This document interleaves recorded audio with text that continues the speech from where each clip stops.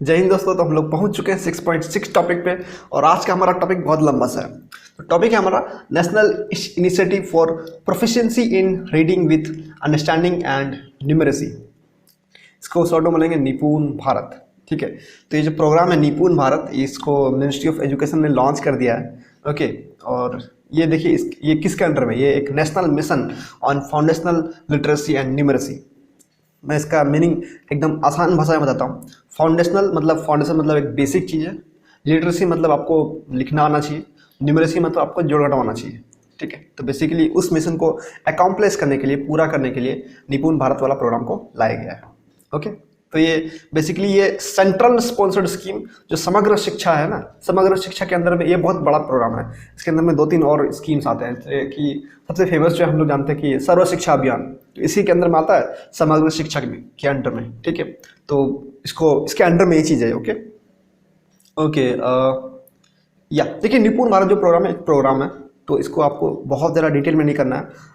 इसमें जितना पॉइंट्स होगा, सब कुछ होगा, सारे के सारे कॉमन पॉइंट्स होंगे। ठीक है, तो इस टॉपिक को हमें सिर्फ और सिर्फ as a programme, as a scheme इसको देखना है। ठीक है, हम लोग को एज ए टॉपिक नहीं देखना है, कोई ब्रॉड चीज़ नहीं है, एज ए स्कीम है और इस स्कीम को हम लोग बहुत जगह कोट कर सकते हैं। ठीक है, ओके ओके, तो बेसिकली ये 2026-27 तक हम लोग का जो प्रोग्राम है ना, नेशनल एजुकेशन पॉलिसी, उसको इम्प्लीमेंट करने के लिए ये वाला स्कीम लाया गया ताकि उसको अच्छे तरीके से हम लोग अकम्प्लिश कर पाए, पूरा कर पाए। ओके ओके, यहाँ पर देखिए सिग्निफिकेंस, देखिए ऑब्जेक्टिव ऑफ द मिशन। ये ऑब्जेक्टिव हमारे लिए इंपॉर्टेंट है इस स्कीम से पॉइंट ऑफ व्यू से नहीं। मैंने बताया ये ऑब्जेक्टिव आप एज ए कॉमन पॉइंट लिख सकते हो, हर एजुकेशन का जो भी क्वेश्चन में लिख सकते हो। तो मैं सारे के सारे को एक जगह करके लिख दूंगा, आपको समझ में आ जाएगा। ओके, मैं फिर भी आपको एक बार गो थ्रू कर लेता हूँ। ठीक है, discovery and activity based pedagogy, हम लोग ऊपर जस्ट इसके ऊपर वाला टॉपिक में हम लोग देखे थे कि टॉय बेस्ड पढ़ाइए, आर्ट बेस्ड पढ़ाइए। ठीक है, शायद इसी टॉपिक में हम लोग देखने वाले हैं। ठीक है, तो हम लोग आगे बताएंगे किस तरीके से हम लोग पेडागोजी क्या होता है। पेडागोजी मतलब होता है कि पढ़ाने का तरीका। ठीक है, पढ़ाने का तरीका को बोलते हैं पेडागोजी।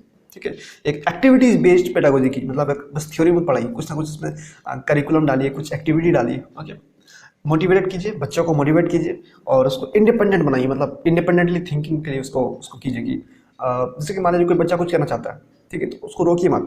आपको मालूम होगा कि फेल करेगा, बट उसको रोकिए मत, उसको बोले कि हाँ करो, लेकिन जो होगा उसका जिम्मेदारी तुम्हारी होगी। मतलब एक लेवल होगा कि हाँ भाई इतना रिस्क बच्चा ले सकता है, मतलब एकदम मरने वाला जिम्मेदारी मत कर दीजिएगा। मतलब कि एकदम छोटा सा, मतलब कि हाँ इससे होगा तो इसमें कोई दिक्कत नहीं होगा, थोड़ा बहुत प्रॉब्लम होगा, लेकिन आगे से सेम गलती वो नहीं करेगा। ठीक है, तो इंडिपेंडेंट थिंकिंग डेवलप होगा उसका, डिसीजन मेकिंग स्किल्स उसका डेवलप होगा। वो सोचेगा कि हाँ ये डिसीजन हम लेंगे तो हमको नुकसान होगा। ठीक है, वो जिद नहीं करेगा बच्चा। ओके, थर्ड में उसका रीजनिंग मतलब जानते हैं कि हम लोग का जो मैथमेटिक्स है, न्यूमरेसी, उसका जो मैथमेटिक्स है उसको डेवलप कीजिए। ठीक है, high quality and culturally responsive teaching learning material, मतलब बेसिकली जो आपका इन्वायरमेंट है उसको अच्छा कीजिए।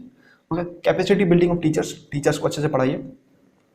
To actively engage with all the stakeholders, जो पेरेंट्स है, जो सोसाइटी है, ठीक है, सबको इंगेज कीजिए, टीचर्स को, स्टूडेंट्स को, सबको इंगेज कीजिए। ठीक है, ओके, पॉलिसी मेकर्स सबको इंगेज कीजिए। ओके, उसका देखिए learning through portfolios, groups, project work, quizzes, games, basically ये और ये एक ही टाइप का चीज़ है, तो आप समझ सकते हो। To ensure tracking of learning, तो जो हम लोग लर्न कर रहे हैं, बच्चे जो पढ़ रहे हैं, तो उसको ट्रैक करना काफ़ी ज़रूरी है कि बच्चे कितना पढ़ रहे हैं कि नहीं पढ़ रहे हैं, सब कुछ ट्रैक करना। ओके, कितना मार्क्स ला रहे हैं, जो बच्चा बहुत अच्छा मार्क्स ला रहा है उसको कुछ हम लोग बेनिफिट्स दे सकते हैं, इंसेंटिव दे सकते हैं। जो कम लग रहा है उसको हम लोग थोड़ा सा फोर्स करेंगे, भाई क्या कर रहे हो, पढ़ो यार।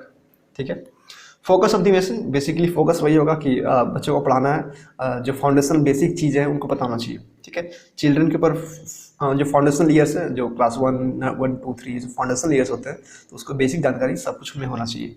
टीचर का कैपेसिटी बिल्डिंग, हम लोग ऑलरेडी ये सब कुछ कर चुके हैं। देखिए, इसलिए मैंने बताया कि इस टॉपिक में बहुत सारा चीज़ इररिलेवेंट है, तो हमें उस सब चीज़ को फोकस नहीं करना है। Okay okay, resources, learning materials, हम लोग को एक अच्छा रिसोर्सेज देना पड़ेगा कि बच्चे को बोर ना हो।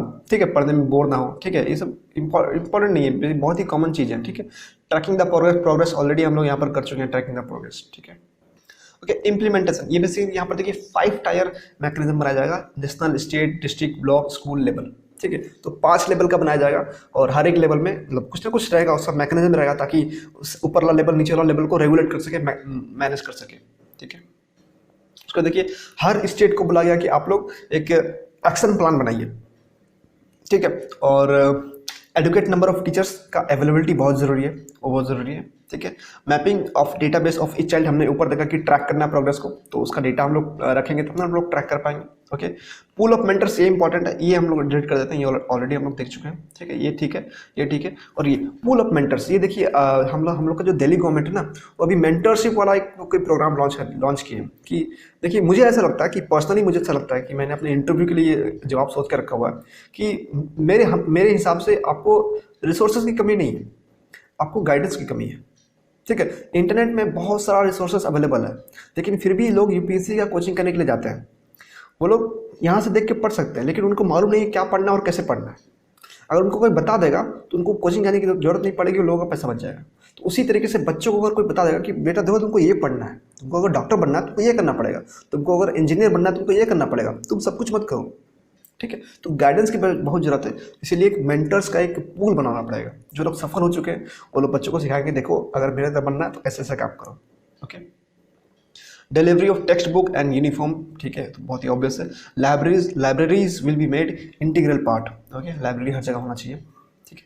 और देखिए यहाँ पर लक्ष्य, learning goals of the mission, यहाँ पता है कि बाल वाटिका जब हम लोग जानते हैं नर्सरी 1 2 3 जानते हैं ना, नर्सरी LKG UKG कुछ होता है, तो उसी तरीके से बाल वाटिका ग्रेड 1 ग्रेड 2 ग्रेड 3, तो इसमें बताया कि बाल वाटिका में बच्चों को क्या क्या सीख देना चाहिए, ग्रेड 1 में बच्चों को क्या क्या सीख देना चाहिए, ग्रेड 2 में क्या क्या बच्चों को सीख देना चाहिए, ठीक है। तो हमारे लिए रिलेवेंट नहीं है, तो इसको मैं डिलीट कर देता हूँ, बिल्कुल भी रिलेवेंट नहीं है, ठीक है।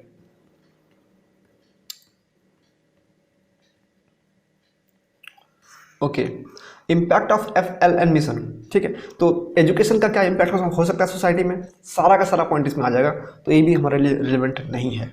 कहीं से इसको ये लोग को इन्फोग्राफिक मिल जाता है, तो देखिए ना, मतलब अगर टाइप किया होता तो ये लोग टाइप किया होता, लेकिन टाइप नहीं किया हुआ, कहीं ना कहीं से इसको इन्फोग्राफिक मिला हुआ और इन्होंने पेस्ट कर दिया, ठीक है। तो हमें वही पढ़ना जो हमें यूज़ करना है, ओके। पेडागोजी मैंने ऑलरेडी बता के रखा हुआ है कि पढ़ाने का तरीका को बोलते हैं पेडागोजी, ठीक है।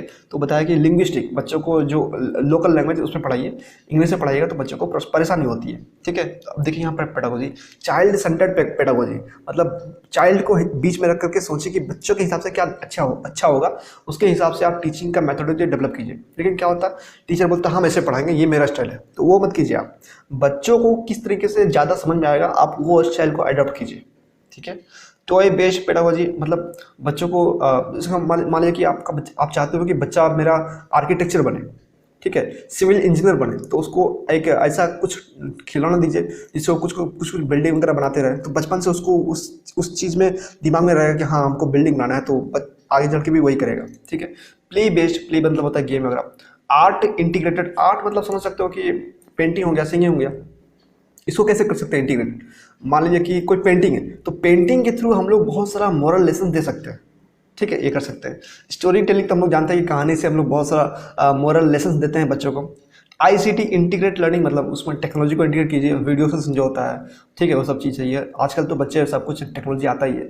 जब हम लोग क्लास 5 में थे तो हम लोग के लिए एक थ्रिल था कि हम लोग क्लास 6 में जाएंगे तो हम लोग को पेन से लिखने को मिलेगा, लेकिन आजकल के बच्चे तो मतलब क्लास 1 में ही पूरा एकदम सब कुछ आता है, मोबाइल चलाना आता है, ठीक है। और ठीक है, देखिए अब देखिए इम्पावरिंग टीचर्स, निष्ठा हम लोग ऑलरेडी इसके पहले वाले टॉपिक जो NEP था, नेशनल एजुकेशन पॉलिसी, उसमें हम लोग कर रखे हुए हैं। तो निष्ठा का होता है बेसिकली ये सारे टीचर्स को ट्रेनिंग देगा, ठीक है। इसमें बोला है कि 25 लाख टीचर्स को हम लोग ट्रेनिंग देंगे ताकि वो लोग अच्छे से पढ़ा सके बच्चों को, ठीक है।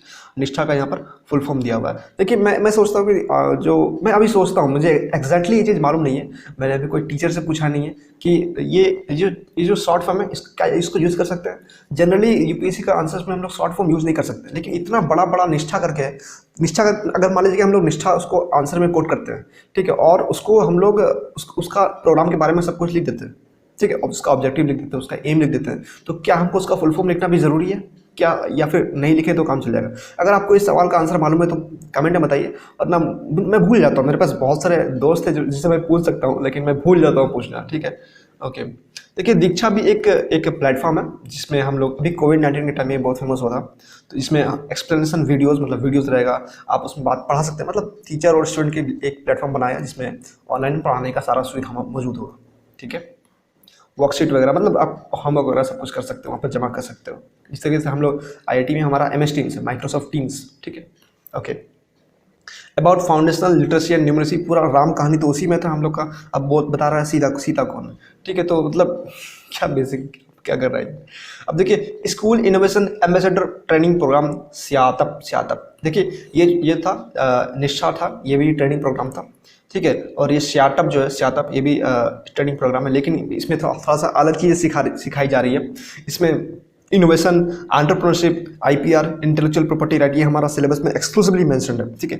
तो इस पॉइंट ऑफ व्यू से ये वाला जो आपका ये वाला स्कीम है ये इंपॉर्टेंट होता है।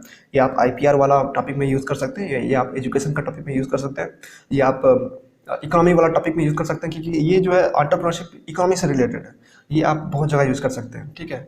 तो ये टॉपिक ये इस पॉइंट ऑफ व्यू से इंपॉर्टेंट है कि 50,000 स्कूल टीचर को हम लोग ये सब चीज़ सिखाएंगे, ट्रेन करेंगे, ठीक है। तो टॉपिक हमारा खत्म हो गया। इसमें जो चीज़ इंपॉर्टेंट नहीं है मैं देखिए इसके जस्ट तीन टॉपिक एजुकेशन के ऊपर था, तीनों टॉपिक मैं तीनों को अच्छे से नोट्स बना के रखूँगा, ठीक है, और मैं शेयर कर दूंगा ताकि परेशानी ना हो, क्योंकि क्या नहीं पढ़ना यूपीएससी में सबसे ज़्यादा वही इंपॉर्टेंट है, ठीक है।